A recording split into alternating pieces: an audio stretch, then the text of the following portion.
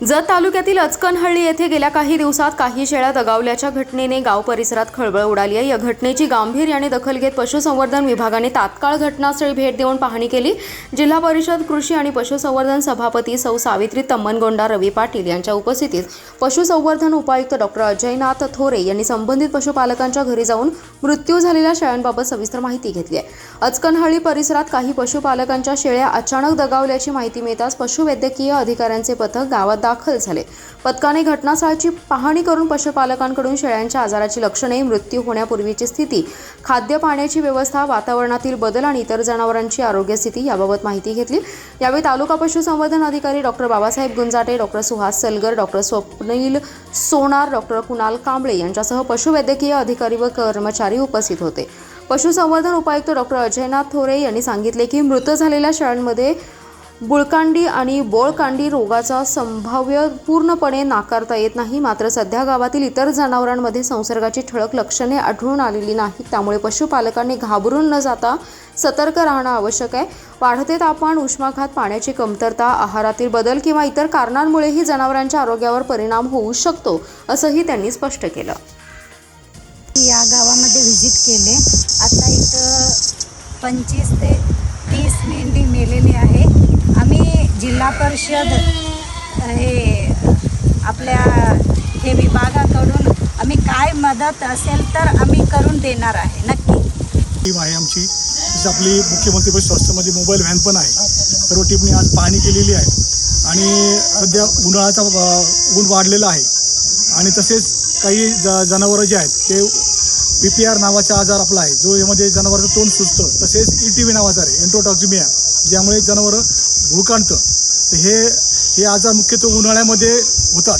त्यामुळे प्रत्येक शेतकऱ्यांनी काळजी घ्यावी की लसीकरण आपल्या जनावरांचं करून घ्यावे। लसीकरणाची मोहीम सध्या सुरू आहे PPR आणि ETVची।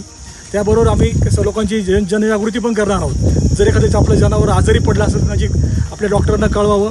आमची मोबाईल व्हॅन आहे, 1962 नंबरला जरी फोन केला तर मोबाईल व्हॅन आपल्या दारात येते, शेतकऱ्यांना ती सेवा जे मिळते।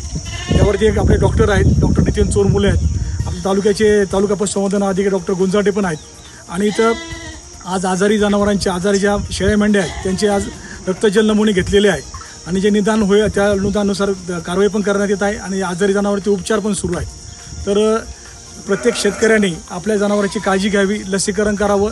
त्याबरोबर त्याला क्षार मिश्रण म्हणजे ज्याला मिनरल मिक्सचर, कारण उन्हाळ्यामुळं आपली प्रतिकारशक्ती कमी होत असते, तशी आपण काळजी घेण्याकरता क्षार मिश्रण आपल्या आहारात असावं। आणि आता हा अवकाळी पाऊस पडतोय, अवकाळी पावसामुळं काही ठिकाणी पाणी साचतंय, ते साचलेलं पाणी पाजू नये जनावरांना। तसेच नवीन येणारं गवत पण जनावरांना ते देऊ नये, कारण शेळ्या मेंढ्या ते नवीन येणारं गवत खातात, त्यात जास्त प्रोटीनचं प्रमाण असतं आणि त्याच्यावरती शरीरावरती परिणाम होतो।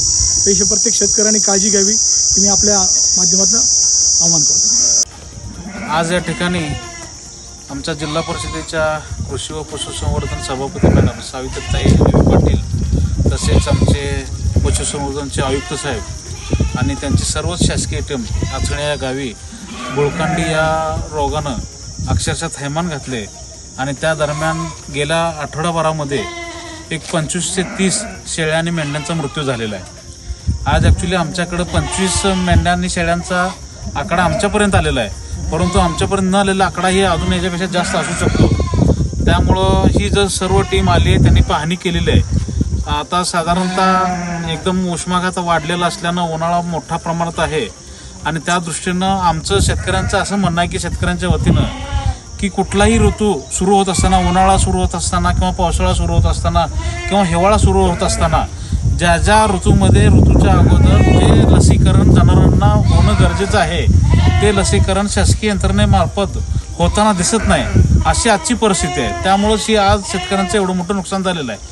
आमचं असं म्हणणं आहे की बाबा 25 जनावरं मेली, त्या 25 जनावरांचं किमान एका जनावरांची किंमत 15 ते 20 हजारच्या दरम्यान आहे, कमीत कमी 15 ते 20 हजार, म्हणजे 25 दोन्ही 50, एक 5 लाखाचं नुकसान आज आमच्या आचणी एका गावामध्ये शेतकऱ्यांचं झालेलं आहे। आणि हे नुकसान सहन करण्यात परिस्थितीने चांगले शेतकरी या गावामध्ये नाही आहेत। सगळे आपली उपजीविका भागवण्यासाठी ज्या शेळ्या मेंढ्यांचं पालन करतात, आज शेतकऱ्यावरती एवढा मोठा घाला निसर्गाच्या माध्यमातून असो किंवा रोगराईच्या माध्यमातून असो आलेला आहे। माझी इथून पुढच्या काळामध्ये प्रशासनाला एवढीच विनंती राहील की वेळच्या वेळी त्यांची जनजागृती करून किंवा जागृती करून अवेअरनेस प्रोग्राम राबवून वेळच्या वेळी जनावरांना लसीकरण करणे आणि झालेल्या नुकसानासंदर्भात माझं या गावचा एक पंचायत समिती सदस्य म्हणून आणि सगळ्या शेतकऱ्यांच्या वतीनं जे 25 जनावर दगावलेले आहेत त्या जनावरांच्या मालकांना आर्थिक मदत जिल्हा परिषदेमार्फत असू दे किंवा शासनामार्फत असू दे ती मिळायला पाहिजे आणि इथून पुढच्या काळामध्ये शेतकऱ्याचं नुकसान होऊ नये यासाठी आपल्या प्रशासनानं आणि जे पशुसंवर्धन विभाग आहे त्या विभागानं काळजी घ्यावी अशी माझी एक सगळ्यांना सूचना आणि विनंती आहे.